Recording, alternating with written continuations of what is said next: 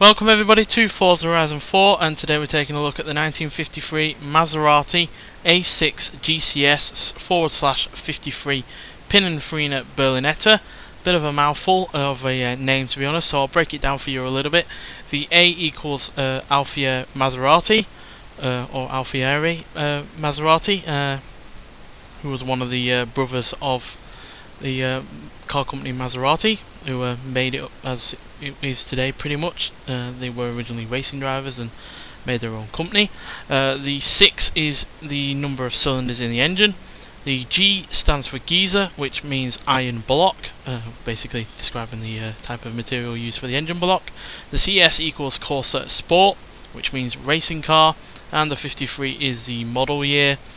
Pininfarina are the bodywork designers, and Berlinetta is the style of body, because it's which basically in Italian means little saloon. It's used for 2-seaters and 2+2 cars, even though they're technically not a saloon car. But yeah, this is a gorgeous looking vehicle. 52 of which were produced between 1953 and 1955, while it also competed in those years in the World Sports Car Championship, alongside the likes of Ferrari and Austin and Gordini and yeah, even Porsche. And yeah, didn't do particularly well, as its best position was 4th place overall in 1955. But yeah, still got some racing pedigree. It's not like it, was continually at the bottom. Joint last place in its first year, but then was 5th in 1954, and like I just said, 4th in 1955. So yeah, pretty decent placings considering the cars it was up against. And yeah, it's a superb car. It's easily one of my favourite Maseratis that we've got on this game, and it really does make me wish that we had more classic Ferraris, because outside of this we've only got the 300S, and then we have to go several decades later until we get to the next Maserati. So yeah, I really wish we did have more classics like this. But yeah, engine wise, well, it's not got the biggest engine or the most power, but it's a really rather charismatic engine.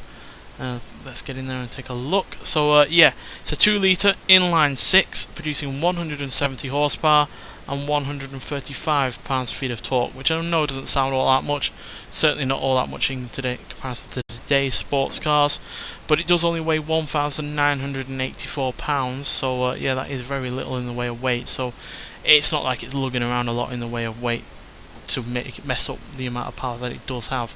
And you can see how lightweight this car is just by looking at the interior. It's bare metal everywhere. You've got exposed wires. You've only got a rev counter and a voltmeter and oil pressure and oil temperature, I imagine that is. But yeah, there's no speedometer, there's no glove box, there's nothing really, and you've got a simple 4-speed manual gearbox. And yeah, the seats are really rather basic. Yeah, so yeah, a lot of the car is extremely basic, but it's all in the pursuit of being a great driver's car, and it certainly is that. Lack of weight included, as well as the fact it's got really decent tyres for a vehicle from the time. They're hardly the thinnest of things. I also like the exhaust coming out of the side, kind of reduces weight as well because they're not going all the way to the back. But yeah, it's hardly the safest of vehicles. You've got no seat belts. The seats look very uncomfortable and look like you would slide out of them if you did end up hitting anything. And to top it all off, as you can see, you got the fuel pipe right behind your head, so if you did get rear-ended and that cracked, then you'd have fuel gushing all over you. But regardless, this is a driving car, or a driver's car, and yeah, competed in racing, so let's get it out onto the open road and see what this car can do. So with little in the way of weight, practically 50-50 weight distribution, rear-wheel drive, front engine layout, this is a really rather nice, lightweight little sports car to drive really. Sure, it's not perfect, its launch is not the best, and yeah, it's far from the quickest of vehicles. You certainly could do a lot quicker than this back in the day. Even Maserati themselves produced quicker than this with the 300S, which actually competed alongside this in the 1955 World Sports Car Championship. But yeah, I don't really care that it's not the quickest of things ever, because the engine sounds great, it's really fun to drive, and yeah, looks absolutely gorgeous. So I'll let you just listen to the engine for a little bit, and then I'll talk about it some more.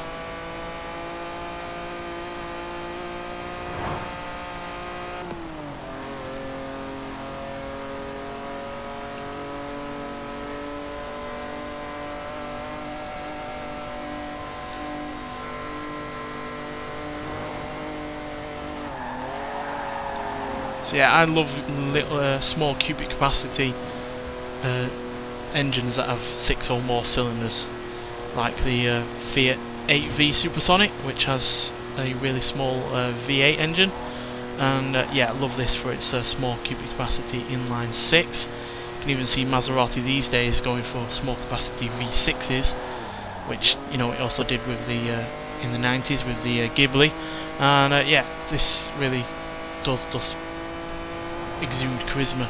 The engine sounds glorious, revving up to more than 7,000 RPM, and it's, despite having not the most amount of power, even for a car from the time, it's hardly slow. 0 to 60 in 6.8 seconds, which is fairly reasonable. 0 to 117.6 seconds, and it'll go into a top speed of 129 miles an hour. Now that top speed isn't all that great, I think purely because it only has a 4-speed manual gearbox. If it had 5 or even 6-speed, then yeah, it definitely would be quicker at the top end, but 129 is still not half bad, especially again for an early 50s car. And yeah, American sports cars or American muscle cars from the 60s and 70s would struggle to keep up with this in terms of top speed. So yeah, it's still pretty good in that regard. And yeah, like I said, the handling is great as well. It's really well balanced and is able to handle itself at the limit, while also providing plenty of fun in the process. So yeah, you can slide it around, as you can see, and it will hold it, which is always nice to see in a car like this. And then, like I said, you add the handling into the mix of the fact it looks great and sounds glorious, then yeah, you have easily one of my favourite classic sports cars from the 50s, to be honest. And yeah, it's just a shame that only 52 of these were made, and I think barely any of them even exist today. Because yeah, you'd love to see something like this bombing it down the road, but sadly that is highly unlikely, not just because of how rare they are, but because of how expensive they are. And yeah, expensive cars like this just aren't driven anymore, which is a shame. I can understand why. The last thing you want to do is see this being crashed or wrapped around a tree or anything like that, but yeah, it would be nice to see more of these kind of cars actually being driven on occasion. But nonetheless, thanks for watching. Hope you've enjoyed this video. Highly recommend trying this car out if you haven't already. It's also available to drive on Forza Horizon 3 and Forza Motorsport 7. And yeah, I'll see you in the next one. Bye.